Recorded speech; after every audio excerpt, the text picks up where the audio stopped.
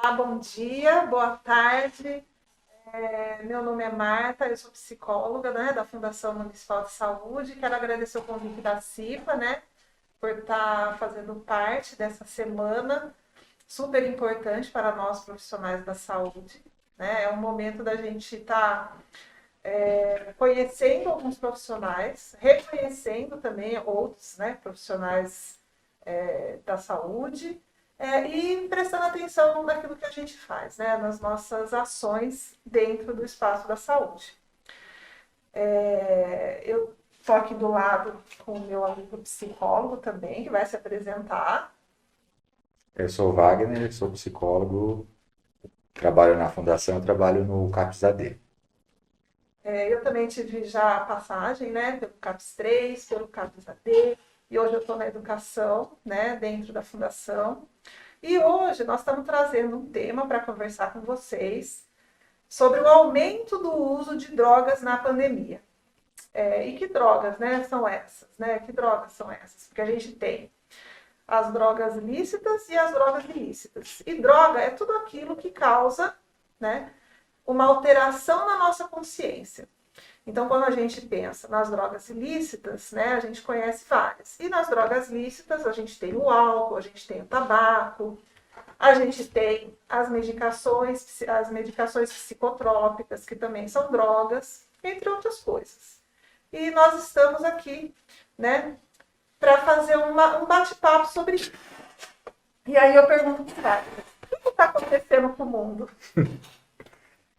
Então, né, eu acho legal a gente se orientar primeiro por um contexto da modernidade, né, que a gente vinha numa crescente de um mundo muito acelerado, né, tudo muito rápido, acelerado e individualizado, né, cada um correndo atrás do seu, né, e aí chega essa pandemia, né, que traz muito sofrimento, né, traz muitas limitações funcionais, né? E algumas limitações também do ponto de vista emocional e afetivo, que a gente vai falar disso um pouco mais para frente, né? Mas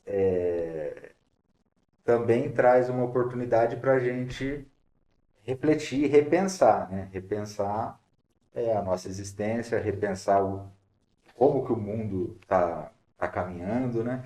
Repensar se é isso mesmo, né? Cada um no seu quadradinho, cada um no seu mundo, né? E é uma questão que apareceu muito. Todos os problemas, a grande parte dos problemas que foram aparecendo, né?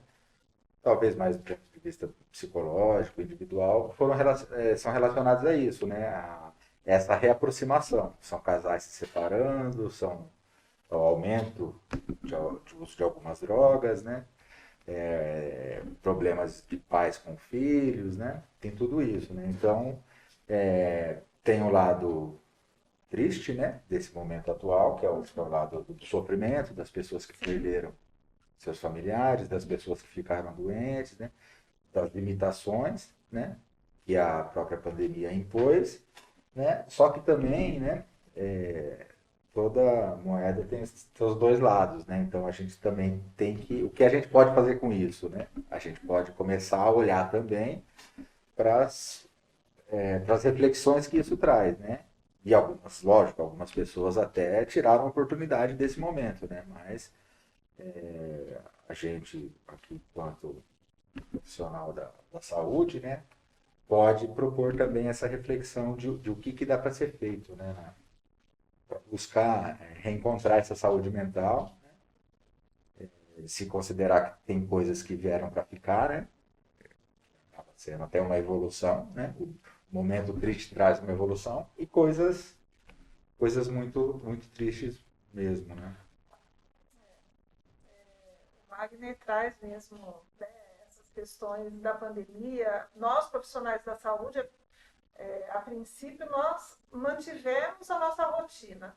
Né? A gente sai, né, para trabalhar, nós não ficamos em casa em nenhum momento, nós ficamos atendendo e tudo isso, né, teve também consequências que a gente precisou, né, precisou olhar com cuidado para para tentar ir mantendo um pouco da nossa, cuidando um pouco e mantendo um pouco da nossa saúde mental.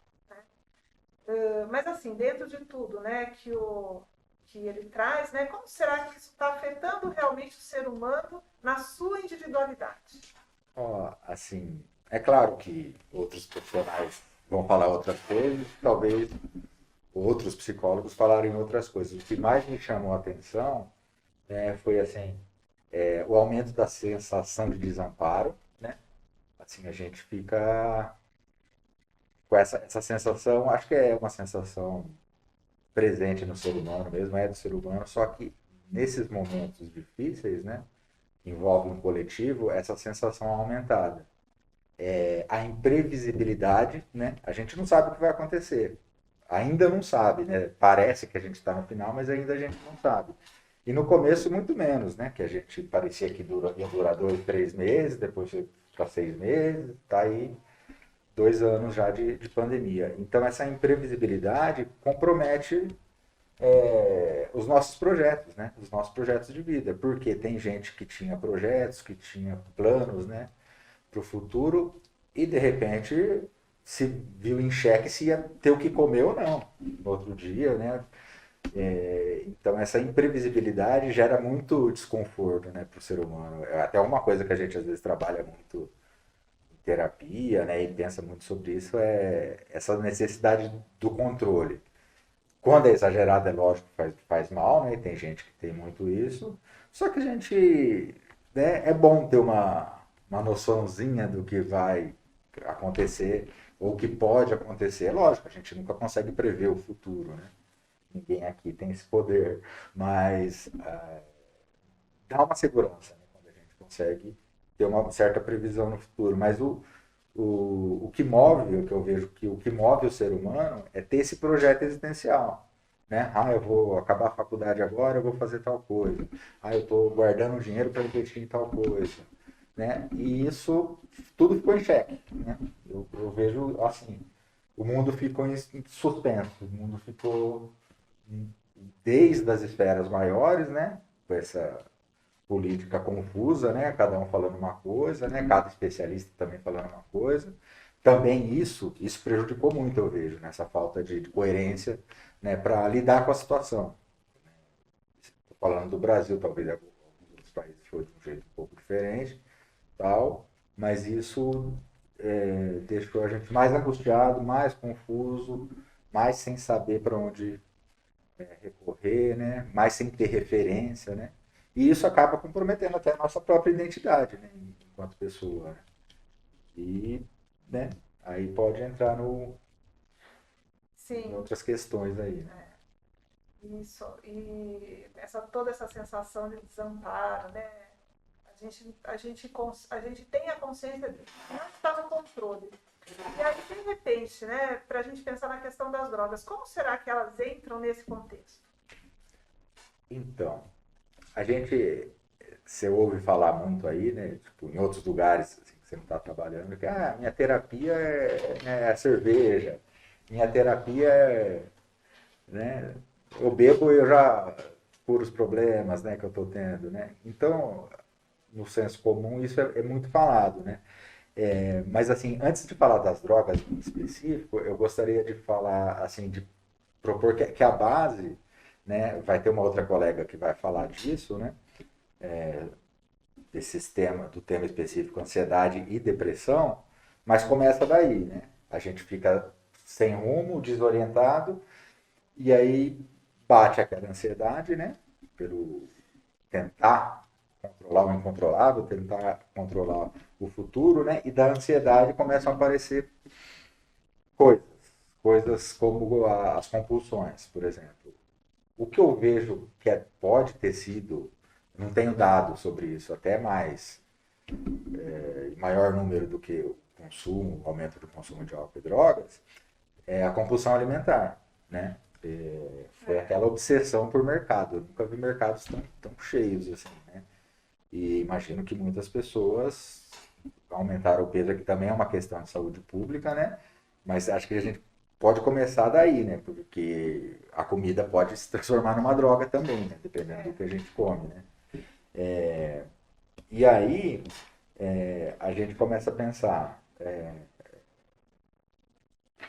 primeiramente, eu vejo que também, meu ponto de vista, né, como psicólogo, que a gente tem três grandes medos, né? O medo da solidão, e as pessoas foram morrendo, né? Tem gente que morava sozinho que não pôde sair de casa por um bom tempo, então essa coisa da solidão, que já vem, como eu falei no começo, já é uma característica do mundo que a gente está vivendo, ela se amplificou muito, né? Então a solidão, ela aumentou demais, né? A gente, os três maiores medos, né? Solidão, o medo de ficar louco, né? O medo de ficar louco é um outro medo humano, né? É. E a gente se descompensou, né, nesses momentos, né? Então,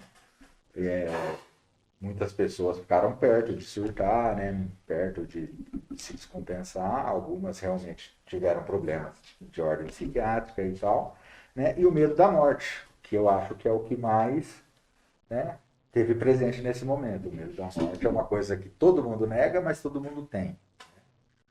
Muitas pessoas vão fazer bico agora que eu estou falando isso, né? Que vão estar assistindo, mas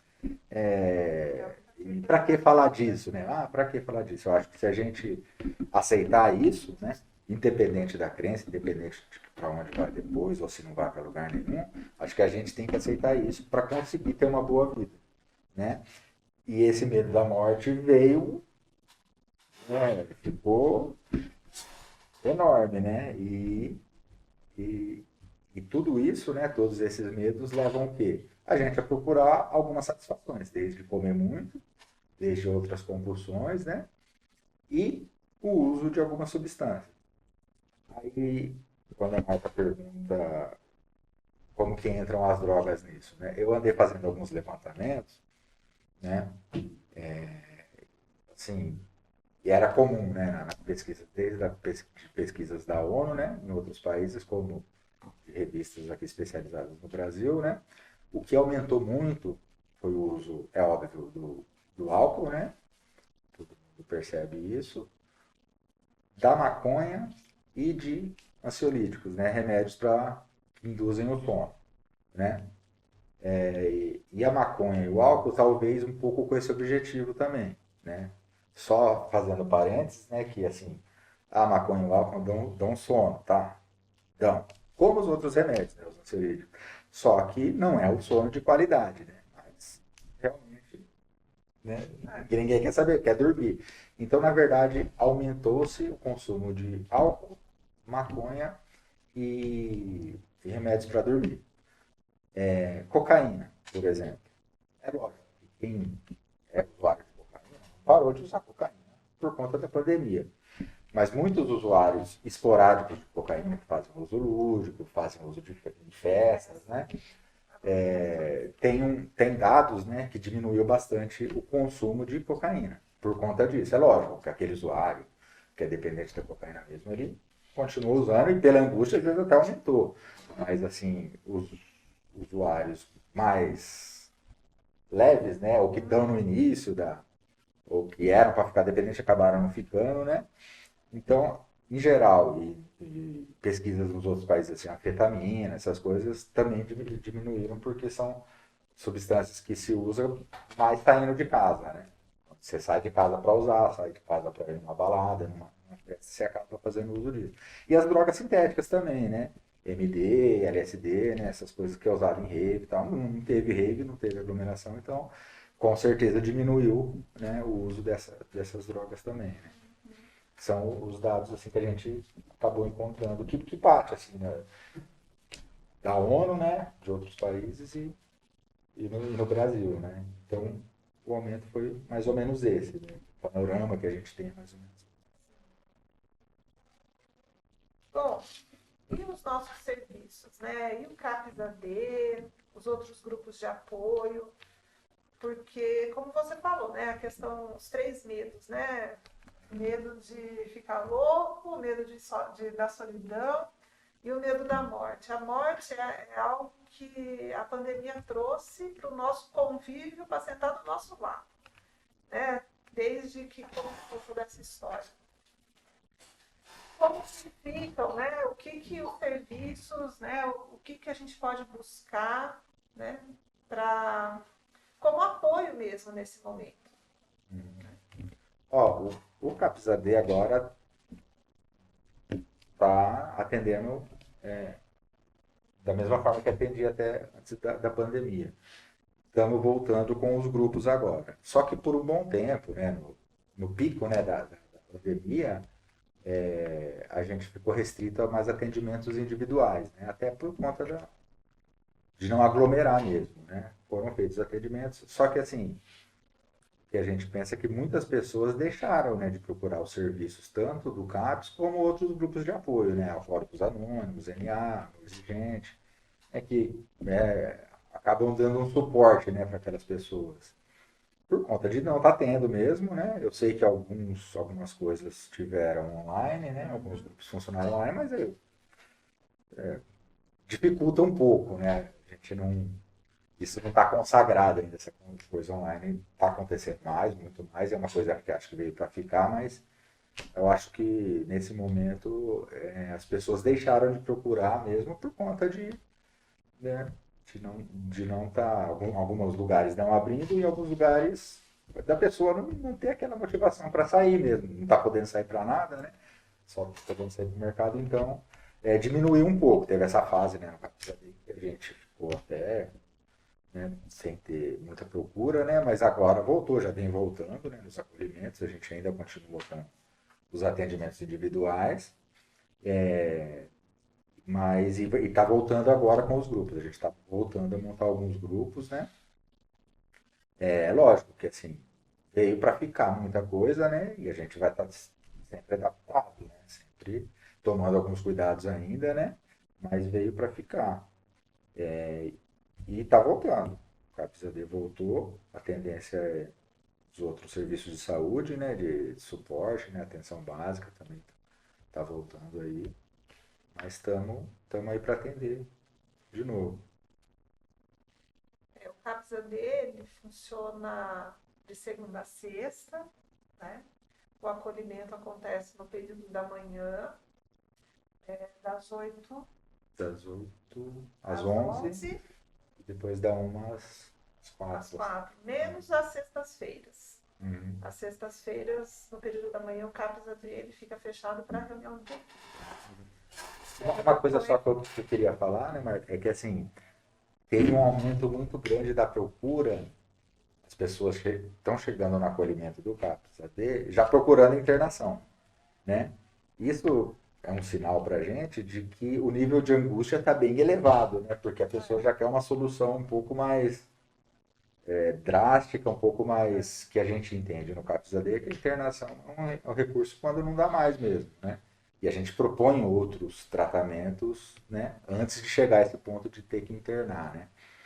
E as pessoas procuraram muito internação, já entenderam como a solução, né, mestra a internação, né? E continua, né? Isso eles continuam, né? Então, a gente propõe alguns outros tratamentos dentro do CAPS mesmo. Que a pessoa fica, o tratamento no CAPS, a pessoa faz o tratamento, às vezes com o médico psiquiatra e com a equipe, né? Os atendimentos com a equipe e volta para casa, né? Então, ela tem toda a liberdade, né? Então, o pessoal acaba optando, né, de se internar para já resolver, que é um outro refúgio, né? Um outro modo de refúgio, né? De fuga, né? De Sim. se deparar com as. Como a angústia chega a tal ponto, né? Que o recurso que seria o último passa a ser o primeiro. Uhum. Né? Passa a ser o primeiro. E assim, nossa, diante de tudo isso, o que nos resta nesse momento? Então, Marta, eu, assim, desde que eu me formei como psicólogo, a gente se forma como psicólogo, você agora não, você está trabalhando na parte de educação e tal, mas a gente só trabalha com as coisas difíceis da humanidade, né? As coisas mais perturbadoras, assim, em qualquer área que a gente for trabalhar. E eu tinha muito esse olhar. Não, trabalho, psicólogo é para trabalhar com desgraceira mesmo. E eu até falava isso às vezes. E eu venho mudando esse jeito de ver até a minha atuação, né? Eu estou começando a conseguir enxergar pontos positivos dentro do caos, né? Então, eu penso muito nisso, né? Eu penso que nesse momento, é lógico, não querendo te expressar a dor de quem das pessoas que sofreram perdas, né? Foi um momento muito difícil, né? Muito tenso, né? Em vários sentidos. Pessoas que perderam emprego, pessoas que tiveram que fechar as portas, quem tinha algum empreendimento que faliu, né? Acho que todo mundo sabe, assim, as dores, né? Que a sociedade como um todo passou, que o Brasil e o mundo passou, né? E estamos passando ainda. Tem gente que está se recuperando, tem gente que não vai demorar mais, tem gente que não vai conseguir se recuperar da parte tanto financeira como emocional, afetiva, né? Aí eu até anotei aqui, eu trago algumas coisas assim que a gente pode usar a nosso favor, né? Para a gente poder pensar em perspectiva futura aí, né? São questionamentos existenciais. Né? Primeiro, questionar a nossa própria identidade, né? A nossa identidade enquanto pessoa, né?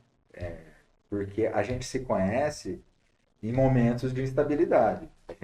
A gente não fala, né? A gente conhece uma pessoa quando você dá poder para ela. Também a gente conhece uma pessoa nas dificuldades também, né?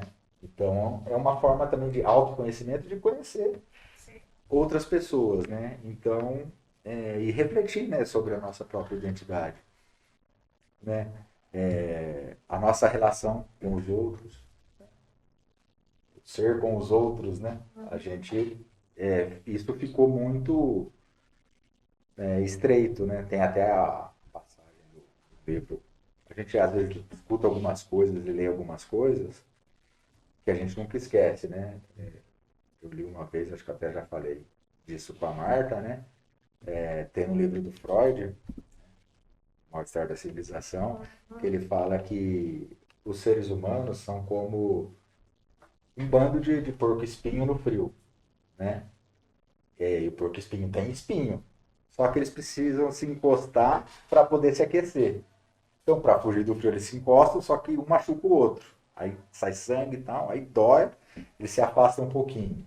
Aí voltam e eles vão achando ali um meio termo ali que dá para não sentir frio e não se machucar, né? Mas a gente é assim, aí a gente se aglomera em casa porque não pode sair, briga entre filhos e pais, marido e mulher, imagino que muitos casamentos aí se acabaram, né, nesse momento, né? Mas é uma reflexão também, né? Uma reflexão de como a gente está cuidando do outro, como a gente se relaciona, se cuida e cuida do outro. Porque se a gente cuidar do outro, isso vai voltar para a gente também, né? Independente de onde a gente estiver. No local de trabalho, né? Acredito que em alguns locais de trabalho daqui da fundação, da prefeitura, mas vários outros, né, gerou, né, situações, né, e que a gente pode olhar como crescimento também, né? É claro que na hora são situações complicadas e difíceis, né, mas que a gente tendo essa disponibilidade de olhar de um outro jeito, a gente pode encontrar saídas né, e eu penso assim, né, nesse momento todo, o que me deu muita força, né, é uma frase que eu uso como mantra para mim, né, que assim, a gente tem que buscar a nossa melhor versão, independente do que a gente esteja fazendo, né? Tem até livros que falam disso, né? Mas eu não vou fazer propaganda aqui. Mas assim,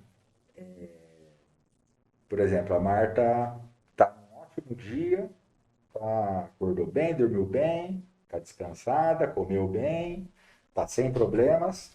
A melhor versão da Marta vai ser nota 9 e nota 10. Ela vai dar o máximo dela. Ah, mas a Marta acordou num dia que ela tem algumas limitações. Ah, o filho dela não está bem, então, por isso ela não dormiu bem, ela está cansada, faz tempo que ela não tira férias. O limite dela diminui. Mas ainda assim ela pode dar a melhor versão dela naquele dia, que a melhor versão dela naquele dia vai ser nota 6, 7, de repente, ou até menos. Mas a gente tem que buscar isso. Então, independente de como a gente está, né, de como o mundo está, né, porque fica às vezes mais cômodo a gente se acomodar e falar, tá tudo danado mesmo, então eu vou, né, eu vou me acomodar aqui, eu vou comer um monte de coisa mesmo, vou usar mais droga mesmo, vou, né? Vou beber, vou me entregar. A gente acaba, fica mais cômodo porque a gente tem justificativas, e querendo ou não tem, né? É um momento difícil. Mas a gente, o que eu penso é isso, é a gente tentar buscar a nossa melhor versão, mesmo dentro das dificuldades. Se a minha melhor versão naquele dia for alcançar a nota 1, 2, que seja a nota 1 ou 2, mas eu tentei, eu dei o meu máximo. Né? Cheguei quase no meu limite ali. Né? É lógico, sempre respeitando os nossos limites, né? Acho que essa é uma mensagem assim que eu tento deixar para a gente, né, alimentar as esperanças, que é devagarzinho, né? A situação não vai mudar, é lógico que agora está muito melhor do que alguns meses atrás, mas as mudanças acontecem bem devagar e a gente fazendo a nossa parte, né? Não adianta a gente querer esperar que o presidente faça alguma coisa lá e tal. E aí a gente vai sofrer muito, né? Coisas que são responsabilidades de cada um, né? Com o nosso pedaço, a gente pode fazer, sim, sempre o melhor. Né? E acho que é isso, É Mário, isso? né? Não sei, sei eu que pergunto, não sei se é isso. É isso. Acho que tudo isso é importante, provoca algumas coisas dentro da gente, provoca para a gente pensar. E para a gente pensar e sempre com esse espírito, com essa intenção. O que eu posso fazer de melhor, né? O que eu posso fazer nesse contexto todo? Como que eu estou vivendo e o que eu estou fazendo para mudar a minha situação ou para mudar esse contexto daquilo que é possível, é óbvio, né? Porque a gente sabe o que cabe a nós e o que cabe ao outro, né? E o que cabe a nós é só nós que podemos fazer mesmo. Tem até uma frase assim que, nossa, é muito clichê, né? E eu já tô até enjoado de falar ela, tanto que eu falei, né? Que é como assim, aquela banda que toca aquela música mais famosa dela e não aguenta mais tocar a música. Né? Mas é muito boa. Né? É aquela frase do Sartre, né? Que não importa o que foi feito do homem, mas o que importa é que ele irá fazer com o que foi feito dele. E ele falou isso com a França devastada depois da Segunda Guerra Mundial. Né? Então, era um clima muito pior do que a gente está hoje. Né? Então, estava tudo destruído mesmo. Era reconstrução. E o que vai dar para ser feito? Não vai dar para você fazer grandes coisas, mas vai dar para fazer.